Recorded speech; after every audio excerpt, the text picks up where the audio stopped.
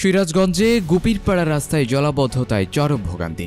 সিরাজগঞ্জ সদর উপজেলার সোনাগাছা ইউনিয়নের গুপিরপাড়া গ্রামের ৩ নং ওয়ার্ডের আলুট এর ৫০০ মিটার রাস্তা এখন জনদুর্ভোগের প্রতীক হয়ে উঠেছে। দীর্ঘদিন সংস্কার না হওয়ায় খানাখন্দে ভরা এই রাস্তায় সামান্য বৃষ্টিতেই সৃষ্টি হয় জলাবদ্ধতা। ফলে স্কুলগামী শিক্ষার্থী, রিকশা, ভ্যান চালক ও স্থানীয় বাসিন্দারা চরম ভোগান্তির শিকার হচ্ছেন। স্থানীয় বাসিন্দা হাবিবুর রহমান বলেন, অল্প বৃষ্টি হলেই রাস্তা কাদা ও পানিতে তলিয়ে যায়। হাঁটা বা গাড়ি চালানো প্রায় অসম্ভব হয়ে পড়ে।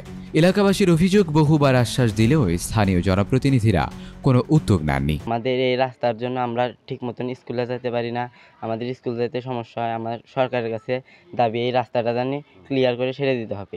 দর্শক কথা আপনাকে কিভাবে বলবো, কোন ভাষায় বলবো, কোন ভাষায় বললে আপনি বুঝবেন ভাই, এইটাই আমি হয়তো বুঝতে আসি না। কোনো লোক কোনো কিছু ভূমিকা নেয়নি কে, কিন্তু আমাদের এত দুর্দশা যে মসজিদ আছে, কবরস্থান আছে, এই মেয়াদ নেওয়া কালে আমরা নিতে পারি না।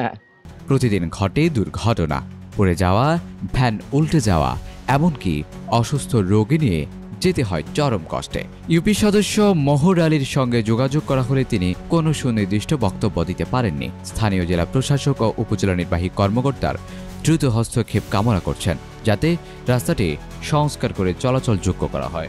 Text report, news time.